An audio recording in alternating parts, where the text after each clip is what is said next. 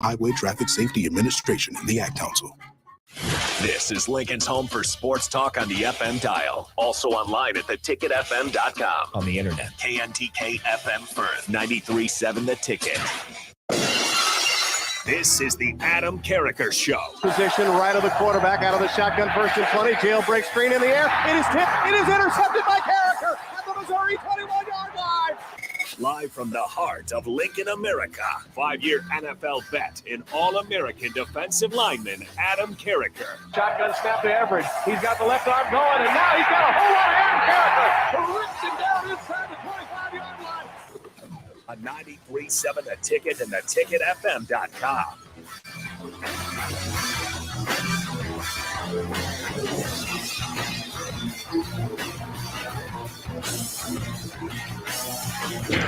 Welcome, ladies and gentlemen, to the first ever edition of Adam Carriker on the Ticket. Going forward, by the way, I'm excited. I've been waiting for this for a long time. My first guest is Derek Pearson. He's going to be joining me very, very shortly. Every Monday going forward, noon to 1 p.m. Come have lunch with me. Adam Carriker on the Ticket every Monday going forward, noon to 1 p.m. Come and have lunch with yours truly. We got a stacked show today. I'm going to be joined very shortly by the man himself, the owner, Mr. DP, Derek Pearson. Then we're going to talk some of Matt Rule's quotes throughout the course of spring ball, which I have not addressed just about any of them. So I've got some of the top ones so far that I'm looking forward to chatting about. And I don't know, we might just start off with the second most important position right behind defensive end, and that is the quarterback position, in my unbiased opinion. Now, then I'm going to bring on a guy that I would not be sitting here if it were not for an individual named Chuck Carroll. And if you're unfamiliar with Chuck, you'll get to know him. Him and I did a show way back when, and had he not asked me to do a wrestling podcast at the time named Fourth and Pain, and had he not asked me like 50 times because I told him no 49 times because I was terrified of public speaking, as odd as that is, I would not be sitting here today. So I've said, hey man, come on and say whatever you want. You can embarrass me. You can say whatever you'd like. I just want him to have fun.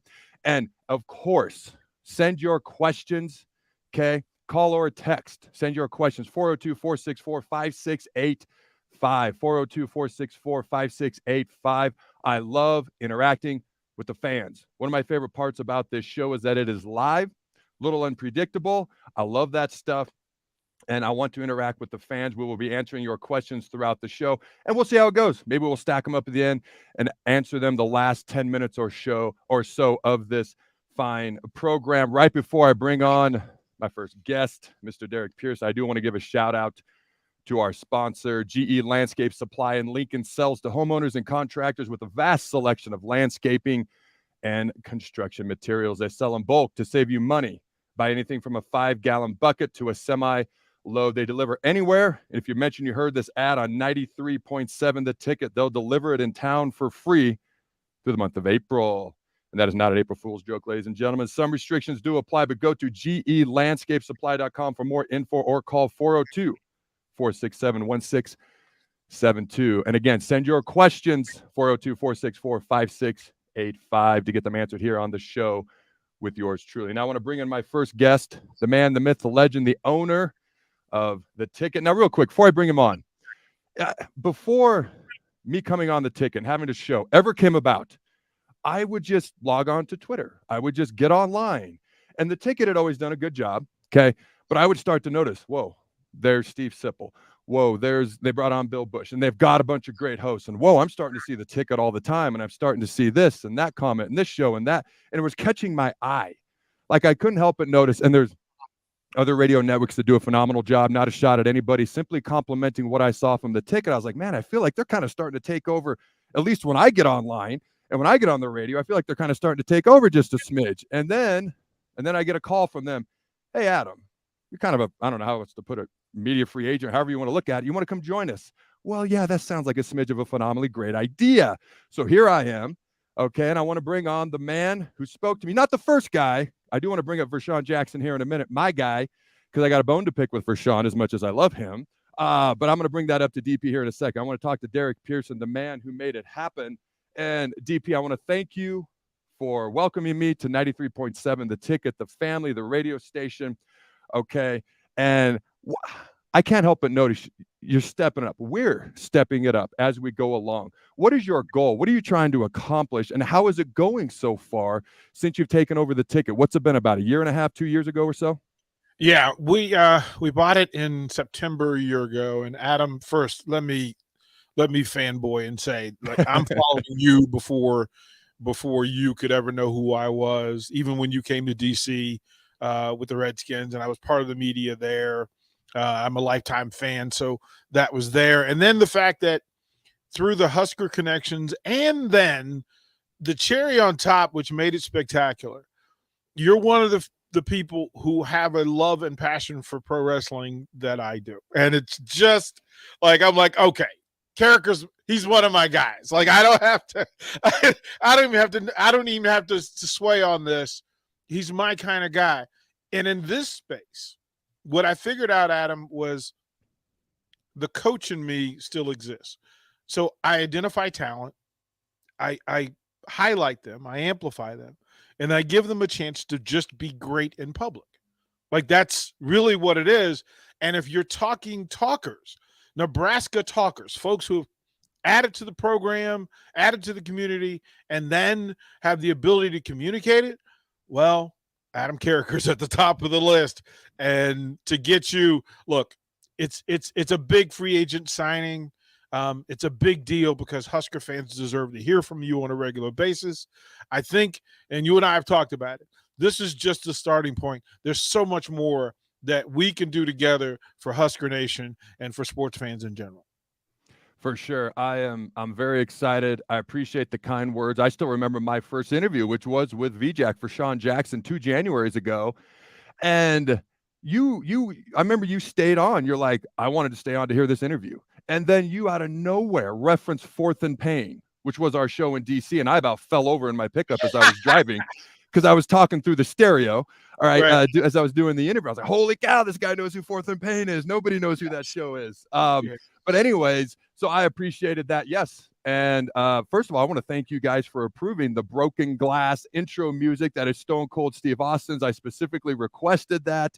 Anytime I've come on the ticket in the past, you guys have always done it to the Goldberg theme, who is my favorite wrestler of all time. Maybe I'll get Goldberg on this show because he came on that show in DC that I referenced in the past multiple times. He's actually a football guy.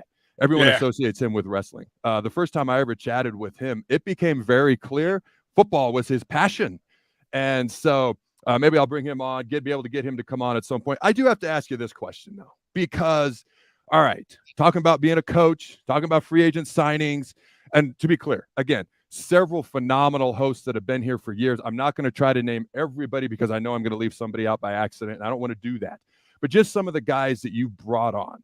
Okay, you brought on a guy like Steve Sipple, who's been around doing this as a journalist in the media for years. You bring on a former coach, a beloved guy like Bill Bush. You bring on former players, in a phenomenal fashion from Vershawn to Amon. All right, so here's my question. A little bit of risk in that because sometimes, I'm just saying, sometimes former players specifically, and don't tell the big overgrown guy who's talking way too fast from Mondays to noon to 1 going forward but they can kind of be, I don't know, a little prima donna-ish. I don't want to say that too loud, but how is that gone? How is that gone? Bringing in some of these names that people recognize.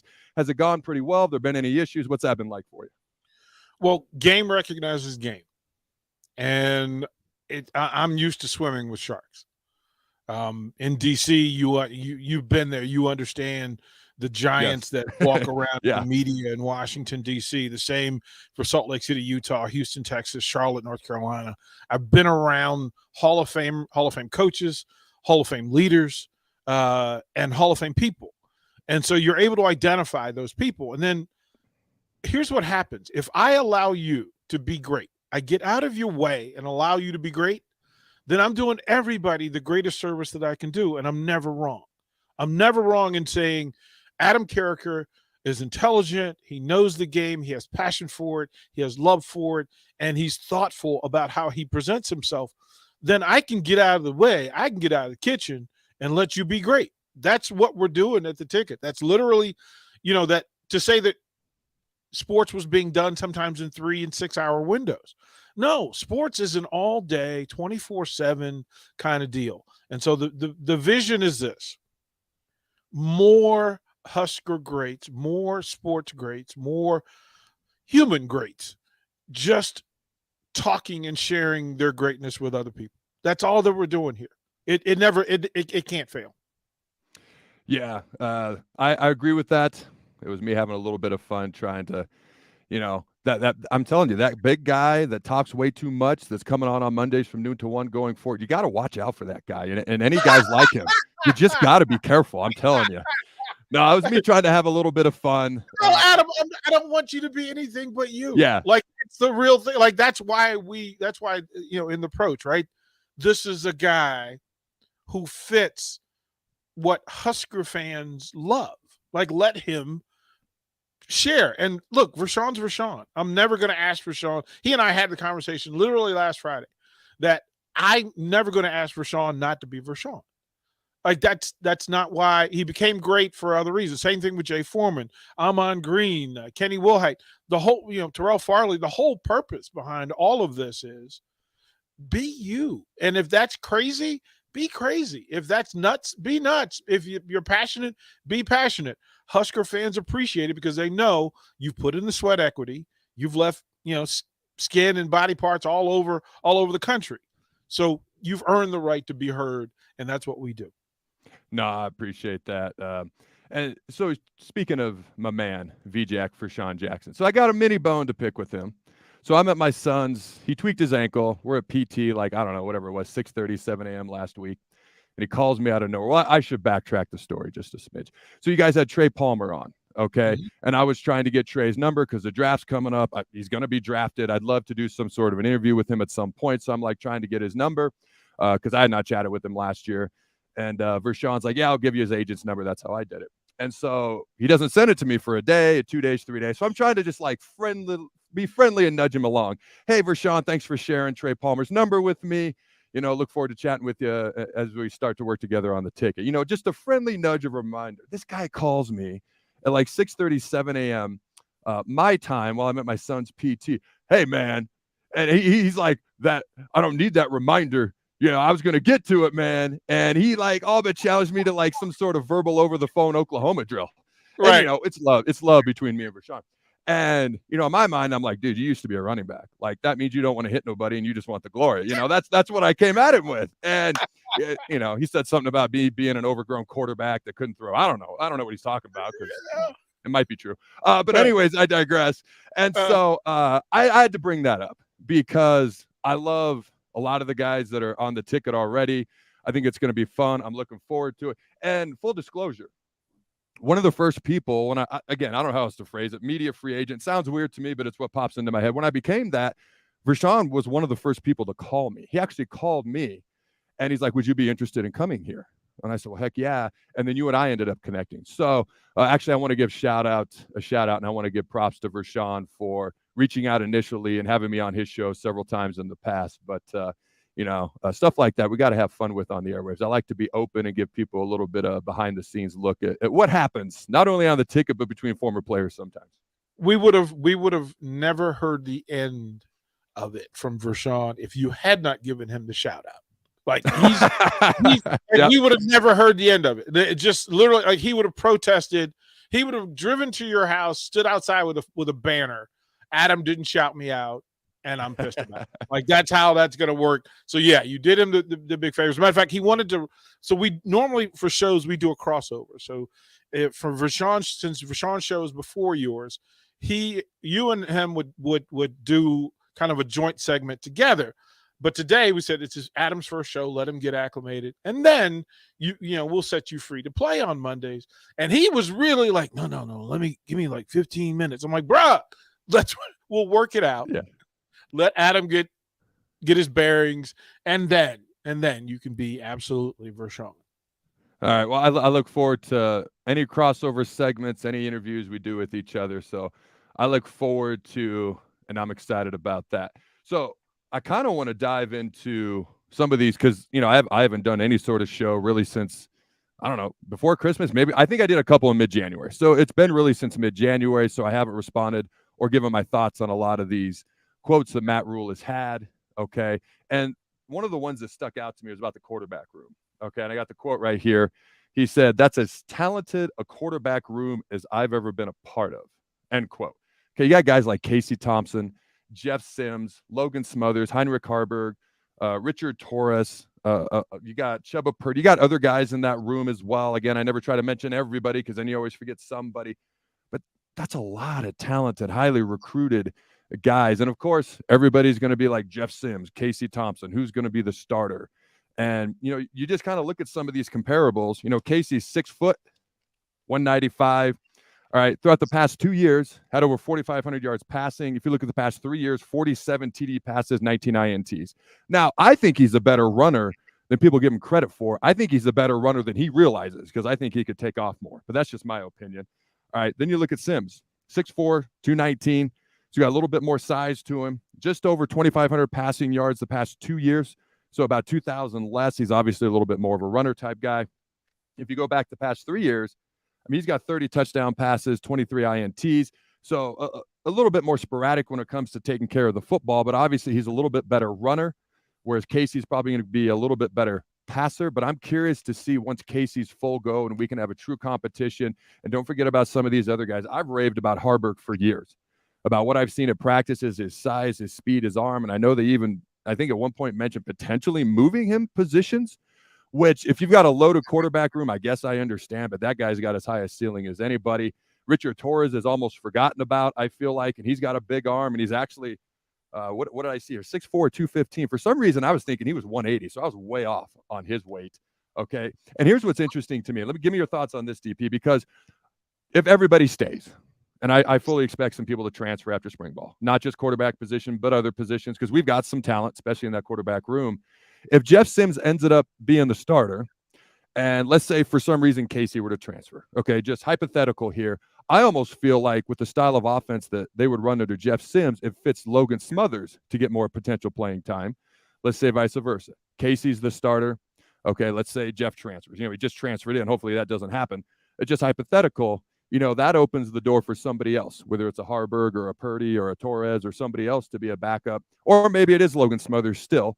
But what are your thoughts on that based on who the starting quarterback is and how that affects the type of offense they're going to run and who else could get more reps potentially as a backup or next up on the depth chart behind whoever the starter is based on how what type of offense they want to run?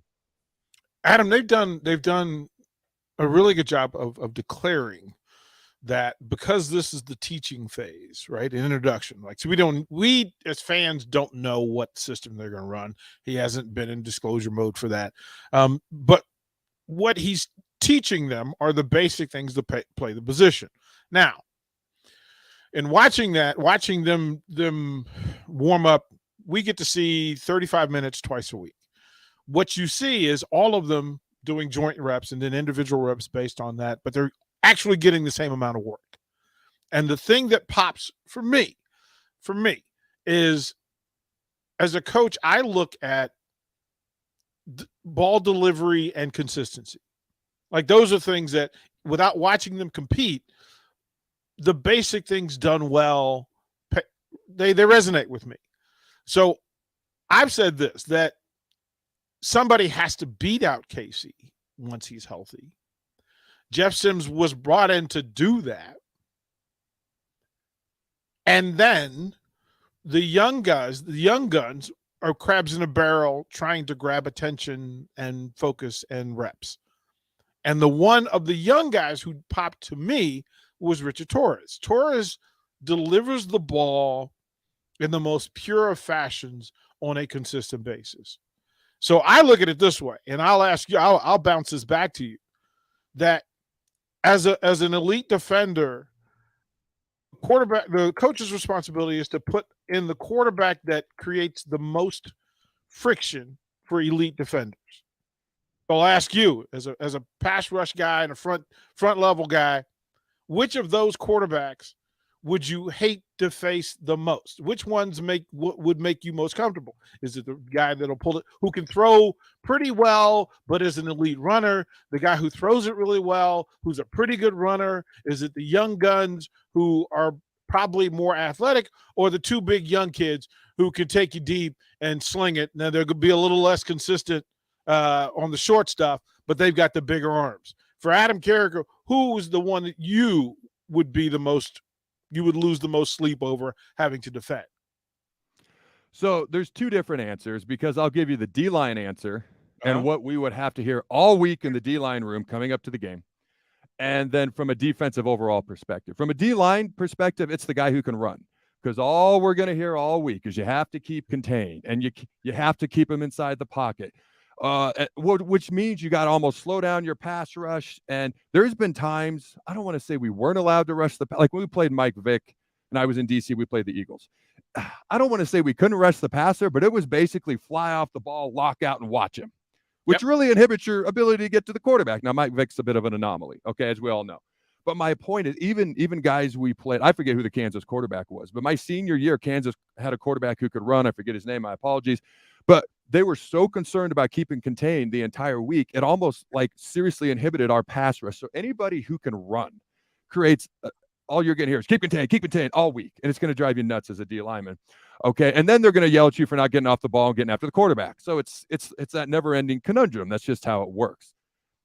As an overall defensive guy, like if I were a D coordinator, the guy that I would be more concerned about is two things. The guy who can get you in the right play call on offense.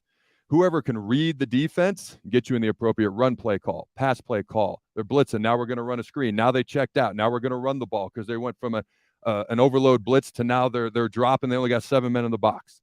Okay, that guy is a nightmare, and also the guy who can get rid of the ball quickly and accurately. I can't tell you how many times, and I keep going to the NFL for this because of what pops into my head, but Peyton Manning, he never had a good offensive line. Not as a whole, nor did Tom Brady. I would be licking my lips going into those games. Didn't matter. I think I hit Tom once, and I don't think I ever hit Peyton. The ball was out so quick. I mean, I could beat the offensive lineman in less than a second. The ball was out in half a second. It didn't matter. It was so annoying and frustrating. We actually had the Peyton rule where we would just stand there as a defense until 8 seconds on the play clock, and then we would get into where we're going to go. And he'd snap it with one, and he would still dissect us, and it was really incredibly annoying because I'd beat the O-lineman, and because they didn't need a great O-line. That's why he had all these weapons. He could get rid of the ball so quick. He didn't need great blockers.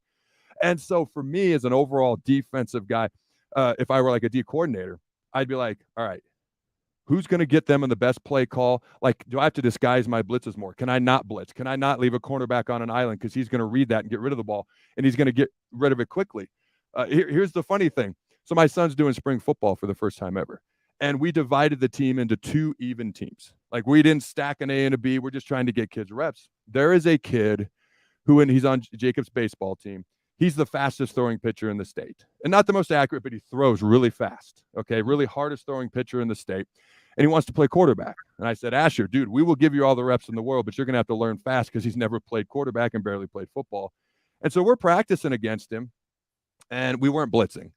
And he threw some dimes and scored on us, and I got mad. So I started bringing the house, and he did exactly what I knew he would do. He held the ball. He just stood there. He froze. Yeah. And again, this is a young kid, not exactly apples to apples, but it's still all fruit.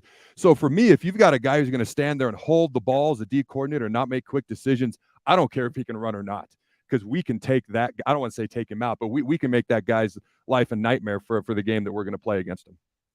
That's so good, and I know we got about 3 minutes before we go to the first break, but I'll take it one step further.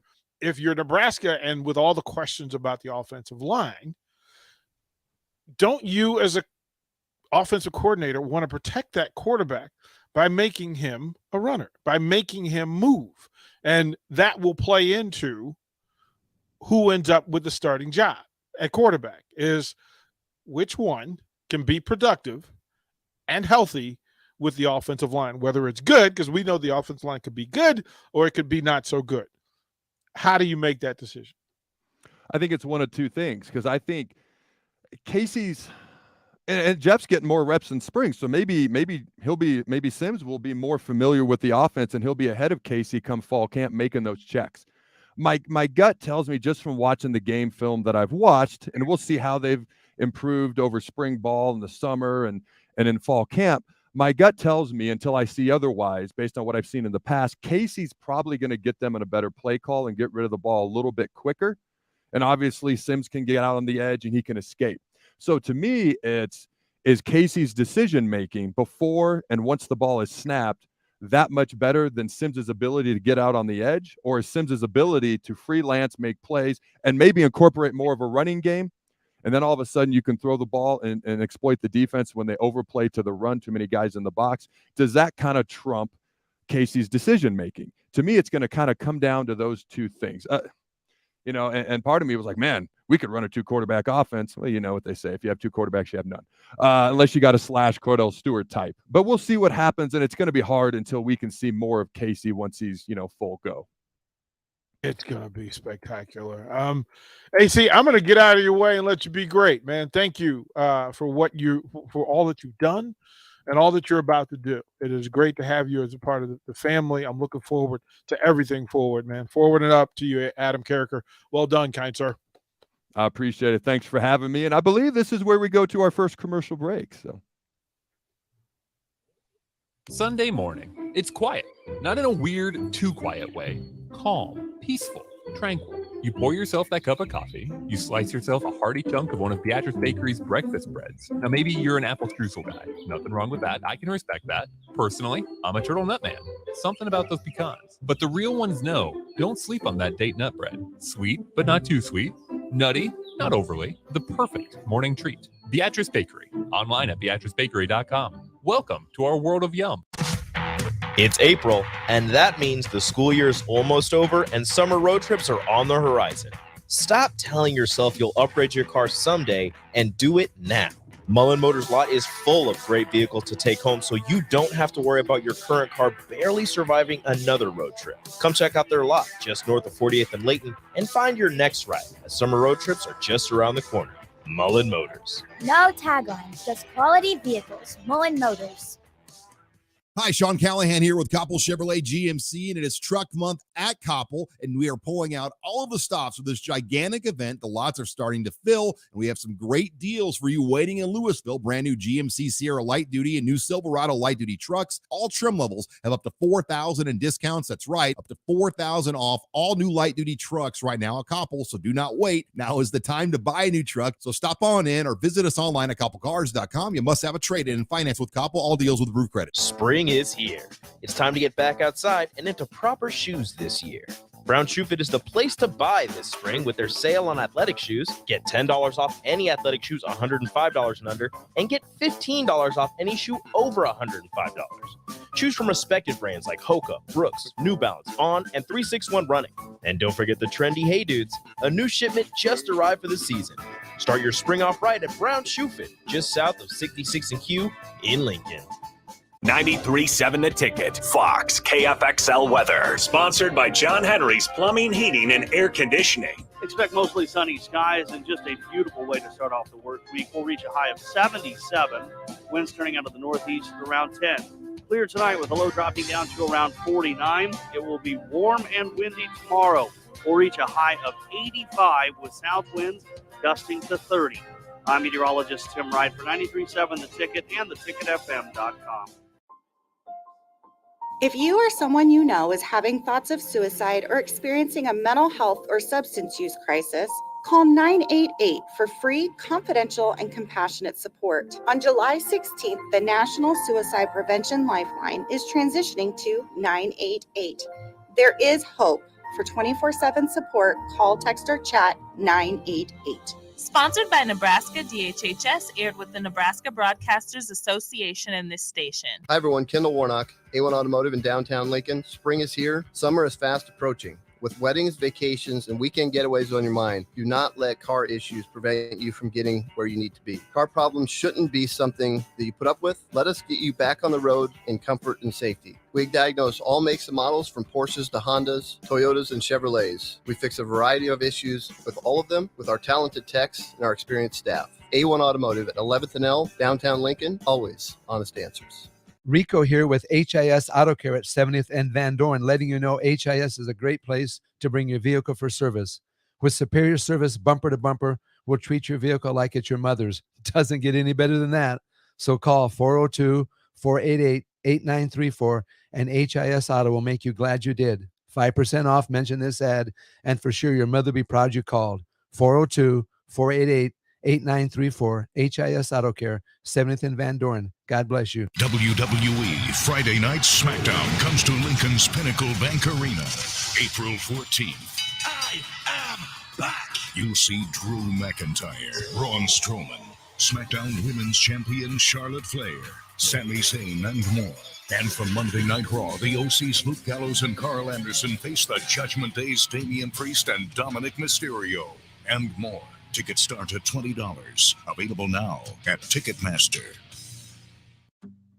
The Empire brand is growing with ESC Fabrication and Sandblasting. ESC is your place for custom handrails, industrial and commercial painting, and more. ESC provides custom welding for aluminum and stainless steel and media blasting of all sorts. ESC has great attention to detail. They stick to deadlines and keep within your budget. If you can dream it, they can make it. Contact ESC Fabrication and Sandblasting in Waverly today at 531-207-9329.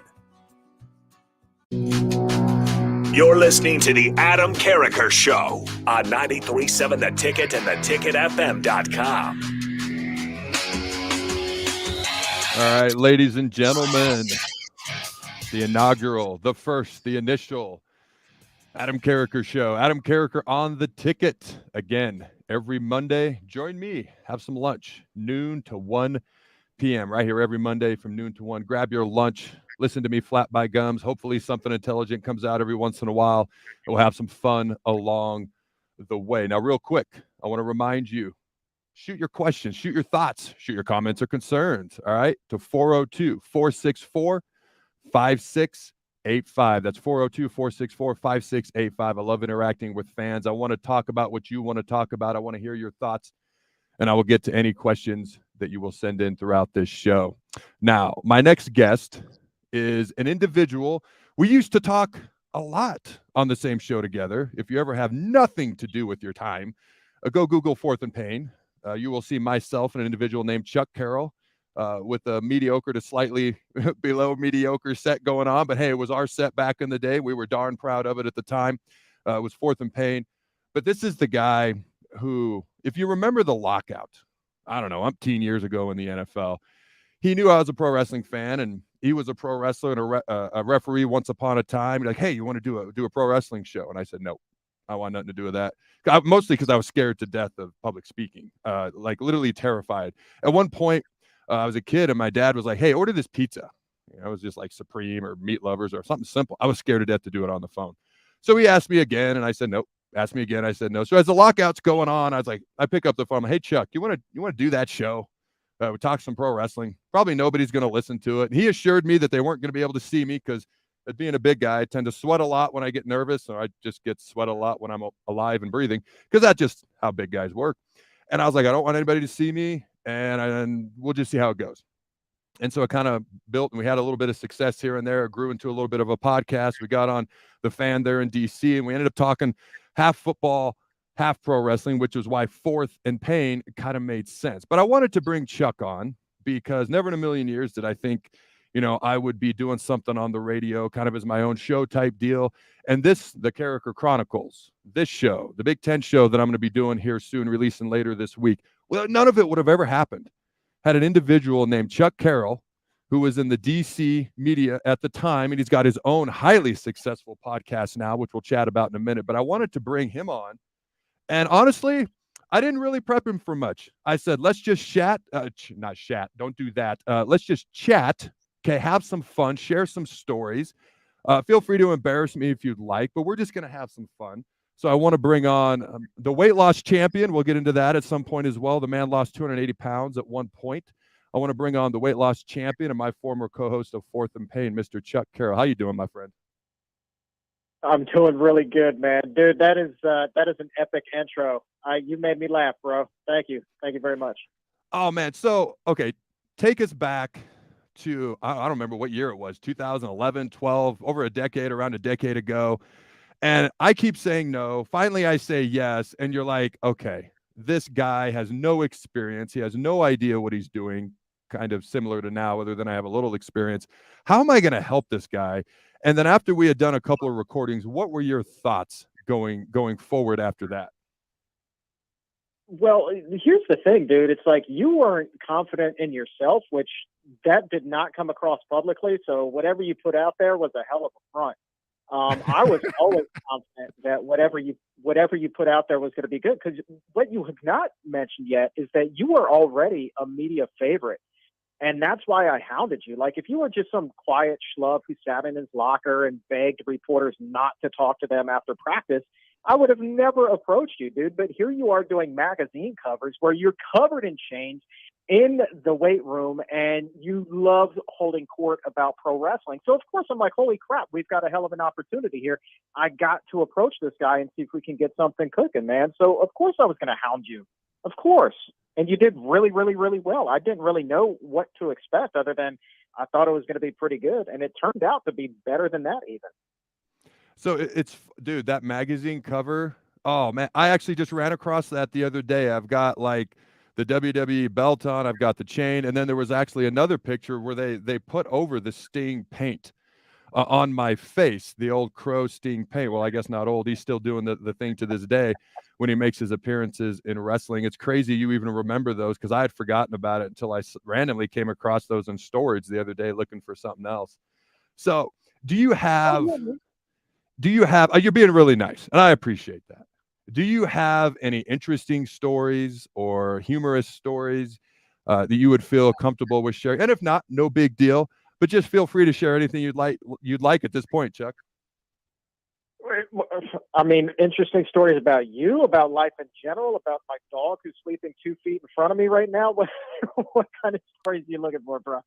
As fascinating as your dog would be, maybe about the time that we had together, just some of the interactions, the shows, and just what it was like working with, an individual who was a novice and wasn't really wanting to do it and was just hoping nobody listened at the time, honestly. Well, people listen, man. It's funny. It's like they put us on right before their pregame coverage on Sundays officially started.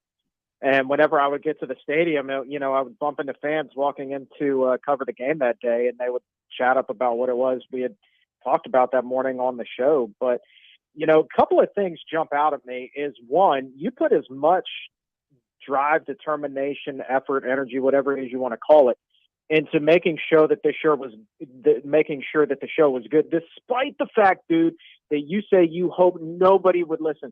Bro, you were just hardwired to compete and wanted to be the best, and that has rubbed off on me, and I carry that with me to this day. But enough niceties. Let's talk about the time that a certain WWE wrestler, who is now a Hall of Famer and still with the company, called us, fired up, so ticked off because we were just a couple of minutes late calling him. And how dare we disrespect this gentleman's time. And mind you, the character that this guy portrays and the face that he puts out there publicly is, I mean, you can't help but to love this guy. He appears to be the nicest guy on the face of the earth, but my God, do not be late calling this guy, lest you will fear the wrath of God. I know you know who I'm talking about. So first of all, Titus O'Neil is who you're referring. Yes, this hasn't happened for like a decade. I know instantly who you're talking about. Titus O'Neil is one of the nicest guys you'll ever meet. And when Raw came to my local area, he took me and my son backstage, and we got to meet a bunch of guys. I think that was actually Goldberg's big comeback that night when he was getting ready to wrestle Brock Lesnar years ago. And so Titus O'Neil is one of the nicest guys you'll ever meet. But I think we were legit 4 minutes late calling him. And, dude, he ripped into us like a monkey on a cupcake, talking about how he's got kids events and his kids are waiting on him and youth sports. And, I got 84 kids right now, and I'm rounding down when I say that, and I love them all. But I completely empathize with where he was coming from now with our freaking insane schedule. We have eight competitive youth sports teams going on right now with my kids. So I get it. Oh, man, I remember sitting there being stunned. Like, it was the worst rear end chewing I'd ever gotten in my life, barring maybe one time a coach got really mad at me in high school because I threw like 4 picks. But anyways, I digress. And so I will never forget that. I also remember Roman Reigns. He's been the champion for almost 1,000 days now. And I remember asking him, like, hey, man, what's your ultimate goal in the business? And he goes, I want to be the guy, which sounds almost like duh now. But at the time, he was nowhere near the guy. He had just emerged. And I remember thinking to myself, I'm just going to be honest. I was like, you're going to have to learn how to talk. That was my thought in my head. I did not say it out loud. But he's obviously learned how to talk and done a great job. So those are a couple of the things that stick out in my mind. Oh yeah, man. Roman was really good to us from very early on, back when he was just cutting his teeth with the Shield. It's funny, and I remember one day he came into the radio station. You weren't there that day, but he came in and like he wanted to sit down and talk, and he was like, "Oh, yeah, you're Carriker's co-host, right?" And we just sat there and chopped it up about ball for a little while.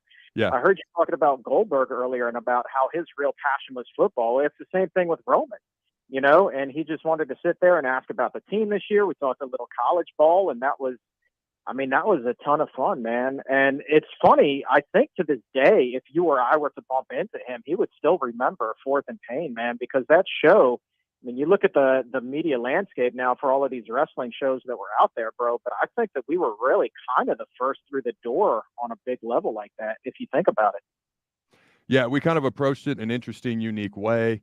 I remember we had Robert RG3 on. You got to remember his rookie year. He set the league on fire, and we did some stuff with him. It actually appeared on Monday Night Raw, and so I thought that was pretty freaking cool. I remember, once Goldberg and I just started talking football. He ended up coming on that year for 17 straight weeks and doing picks with us for every NFL game. There was 1 week he didn't. It was when my wife gave birth to Trinity, so we missed a recording that week.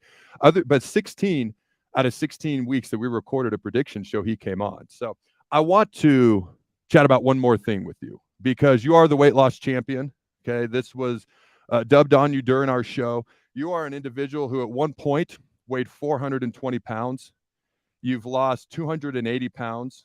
Okay, at one point, your biggest pant size was 66 inches and your shirt size was 6XL. You have lost, like I said, 280 pounds. You've done it successfully for well over a decade at this point. Okay, and you've been really nice to me on this show, so I'm going to throw myself under the bus. I still remember the one time you and I met at B-Dubs, and I ate a whole bunch of wings, and I didn't think about it at the time, right in front of a man who had just lost a bunch of weight, and later on that night, I was like, I am a horrifically horrible human being. How did it not dawn on me that I'm eating this with fries and wings and ranch right in front of a guy who has obviously dealt with this, battled this, overcome it? So I always felt so bad for that. So I wanted to apologize to you umpteen years later here on the show. But you have a current show, the Exam Room Podcast. Okay, where can people find you and where can people find that current podcast? Well, thank you, man. And apology accepted. Think nothing of it. If anything, I was actually impressed at the amount of wings that you were able to follow. Man, that guy's giving me a run for my money back in the day. I was like, I wish I could get that again, and we'll go toe to toe and see what's up. But yeah, the Exam Room, Adam, man. In all honesty, jokes aside, the show wouldn't exist if it had not been for what we did with Fourth and Pain. And so it's on all major podcast platforms, Apple, Spotify, and we just hit 100 million views on YouTube as well. So it's really, really, really kind of a phenomenon, and especially the plant-based community, which I know with sports fans, a lot of that stuff is kind of taboo, but that's kind of where my head's at. And it was actually a pro wrestler that convinced me to go plant-based anyway, a guy by the name of Austin Aries. But the show's doing really well, reaching a lot of people and helping them out. So YouTube, Spotify, Apple Podcasts, lots of great medical information based off of research studies and lots of success stories as well, man. So you should come on there sometime, man. We'll keep chopping it up. Anytime. And ladies and gentlemen, this is an individual who not only has done the research, he's lived it. Okay. And I don't know if many people know this. When I left DC and officially retired, I was 320 pounds. I don't even know if you know this, Chuck. And so my senior year of high school, I was 220. And so I'd gotten all the way up to 320. And I was like, I put on 100 pounds. I'm going to be the guy that put on 100 pounds and lost 100 pounds. So I got all the way down to 220 after I retired. Okay. I don't know how long it took, 3, 4, 5, 6 months. Seemed like an eternity. First thing I did, I didn't want to stay 220. I just wanted to reach my goal. I was way too skinny, in my opinion, being 6'6". First thing I did was I went to Dunkin' Donuts. I was going to eat 6 of the donuts. Once I reached my goal of 220, I ended up eating all 12. I was within 240 within a couple of days. And then I hung out around, I don't know, probably 260 for a few years. Long story short, had the heart issue last year, felt sorry for myself, kind of went into the tank a little bit mentally, so to speak, away from the football world. got all the way up to 295-ish, a very, very sloppy, non-working out, unhealthy 295. This past January, I got remotivated. I got down to 265. And so I've been hanging out around 265, even 270. So it's not easy to lose weight, but if you're motivated, you have the right information. I have discovered it can be fun for a while, but even when it gets challenging, putting your health first can be a big deal. So check out Chuck's podcast, check out the exam room. And thank you, my friend. I've been looking forward to this, and I appreciate your time. Likewise, brother, man. Congratulations on the new show, man. I'm pumped for you. I appreciate it. Thank you very much. We're going to take our last commercial break, ladies and gentlemen, and then we will come back. Send in some questions. And as we wait for questions, I can talk about the Nebraska tight ends and why I love Nebraska practicing in the morning as well. All right, we'll be right back. You've driven by GE Landscape Supply countless times, likely without even knowing, at 6701 Cornhusker Highway. But now it's time to stop in. GE Landscape Supply sells to homeowners and contractors with a vast selection of landscaping and construction material. They sell in bulk to save you money, buying anything from a 5-gallon bucket to a semi-load. They deliver anywhere, and if you mention you heard this ad on 93.7 The Ticket, they'll deliver in town for free through the month of April, with some restrictions applying. Go to GELandscapesupply.com for more info or call 402-467-1627.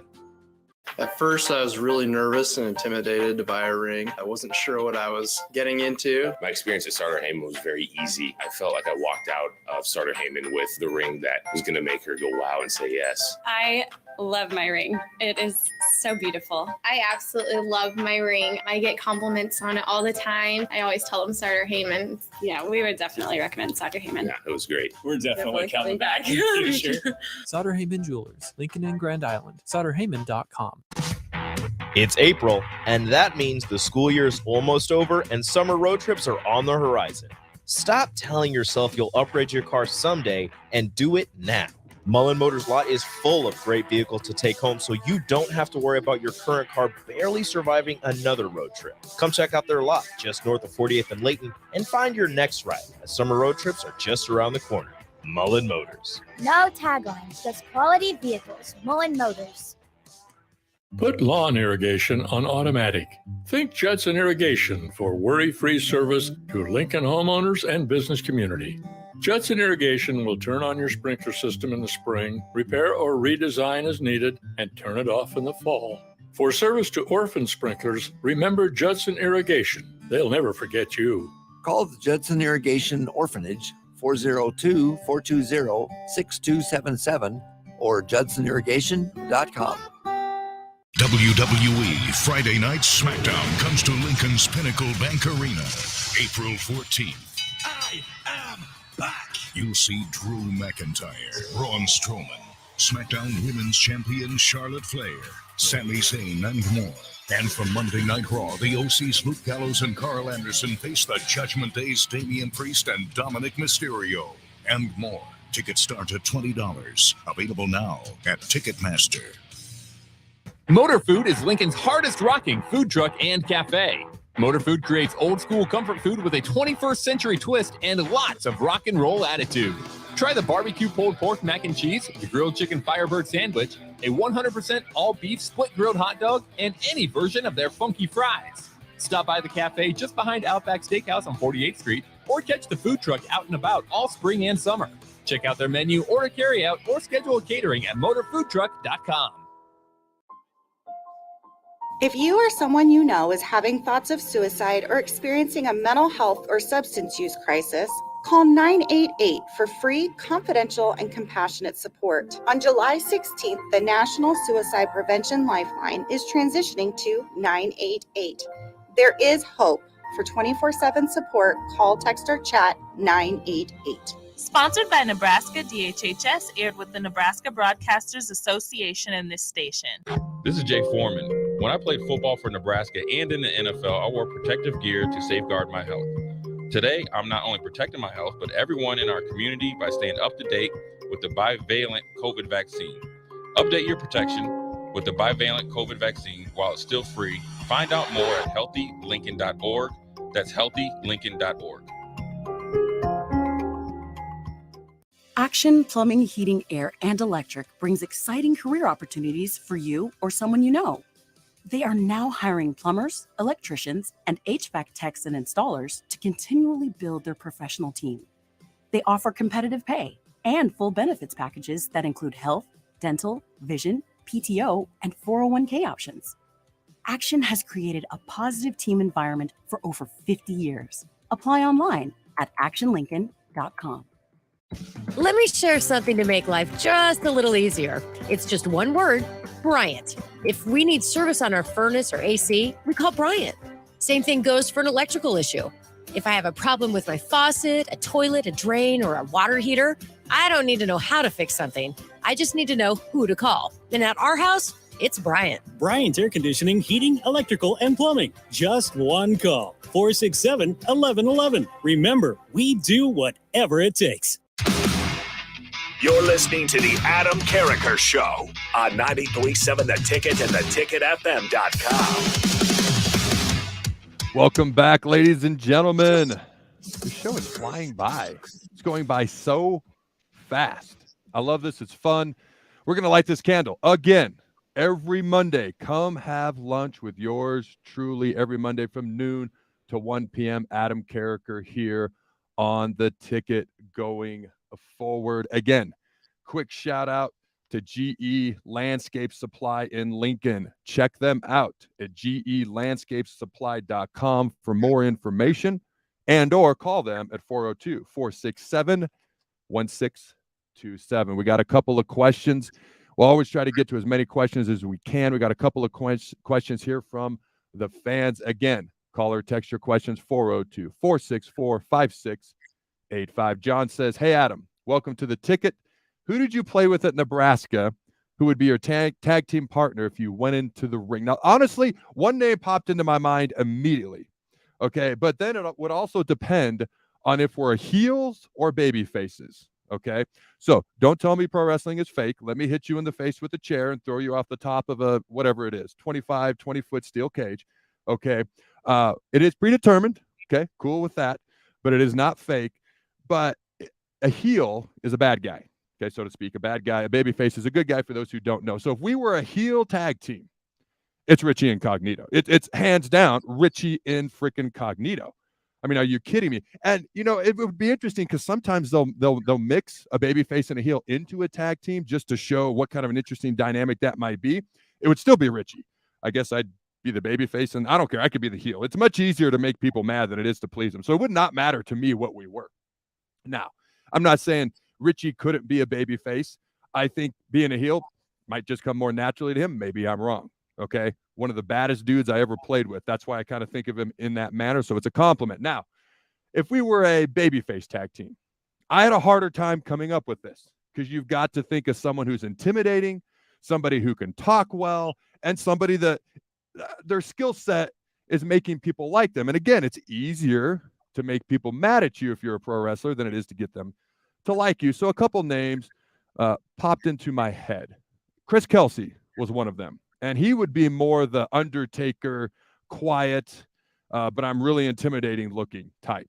And I'm just going to rip your face off and wear it on Halloween as a mask. That would be Chris Kelsey's character. And that dude scared the crap out of me when I was a true freshman. We had another defensive end. We were doing a defensive end drill in the summer. You know, not during camp, not during spring ball, not in pads, just in the summer. The other, I'm not going to say his name. He did the drill wrong. And Chris Kelsey, I apologize. Oh man, he verbally assassinated him. And I about pooped myself. I'm not going to lie to you. I know it's not proper English, but that's my true freshman self. I was like, oh my gosh. So he'd be one. Another one would be Stuart Bradley. All right. So Stuart, a big outside linebacker that could run. I believe I know he went to the Pro Bowl. I believe he was even all pro at one point during his career with the Eagles. This is a dude who could talk. He had a great look. He had long hair, already kind of fitting into that mold just a smidge. And he had a knack for making people like him. Like he was really, really good at those things. So those would be the names that pop into my head. All right, next question. Bill in Bennett says, will bringing back the fullback position help with getting more wins this year? Now, I look at that from an all-around team perspective, that question, because the fullback doesn't just affect the offense. It affects special teams. When Frost said we weren't going to have the fullback position anymore, actually my first thought wasn't even offensively. It was special teams. they're huge on kickoff return and punt protection. And some of those guys aren't even half bad on punt protection teams and running down and making a tackle. Same thing with kickoffs sometimes. You tend to go more linebacker on kickoffs for obvious reasons. But I feel like it'll help our special teams first and foremost. And I don't know if you've noticed, we need some help on the teams that are supposed to be special. So that was my first thought. As far as offense, teams have been effective with so many different types of offenses. And the easy crowd-pleasing answer here is yes, bring back the fullback. We're going to win 2 more games because of it or something like that. But I don't know. I don't go for easy. I go for honesty, and hopefully it resonates with people one way or the other. I think it's going to help in goal line, short yardage. I do think just having 1 or 2 fullbacks, you ain't got to have a million on the team. And a lot of the fullbacks that were there when I was there, they were initially walk-ons and they would earn a scholarship. So it's not like some of these other positions where you got to have, all these guys on scholarship. Fullbacks are just a different breed of human being. And to run into linebackers at full speed, it takes a different type of toughness and a certain type of just tough mentality to be willing to do that play after play after play after play. And, depending on how many times we run it in a game, I guess it will vary. I think it's going to help in short yardage, goal line, and depending on who's at quarterback. If we're more of a run-oriented offense, may see a little bit more of that unless they want to do it out of the spread, maybe read option out of the spread, so to speak. I do like having the fullback back. I absolutely think it helps. I think it helps in the aspect of special teams in certain situations on offense. And if you've got a really good fullback, look at Corey Schlesinger, 95 Orange Bowl. That dude had 2 touchdowns, and that made a big difference in that game, obviously. All right. So I wanted to offer a quick thought.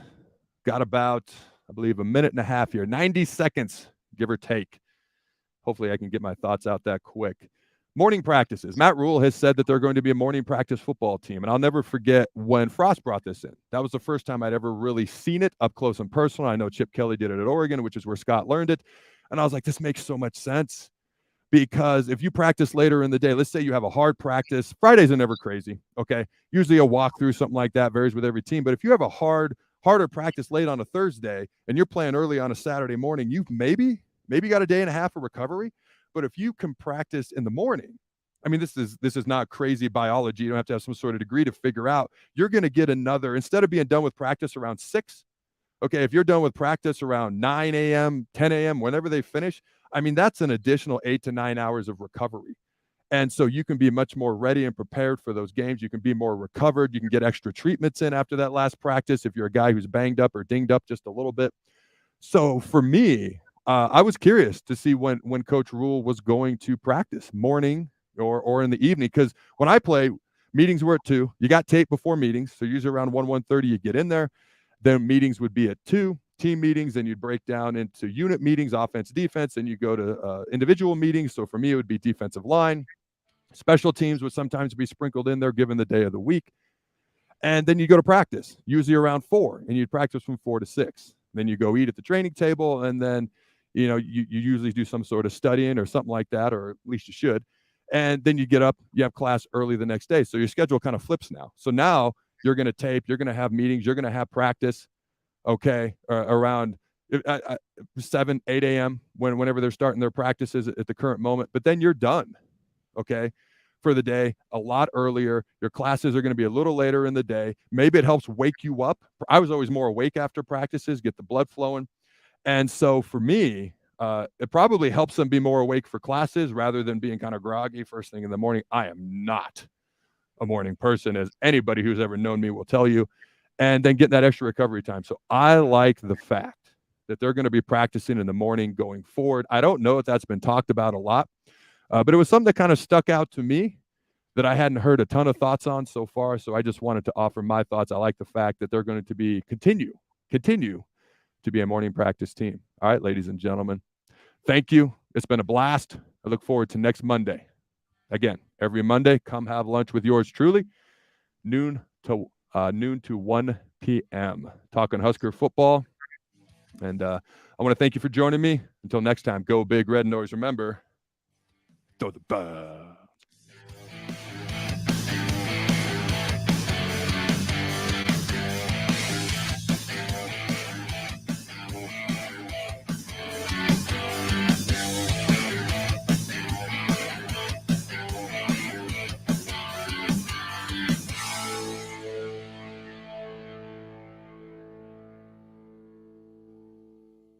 Put lawn irrigation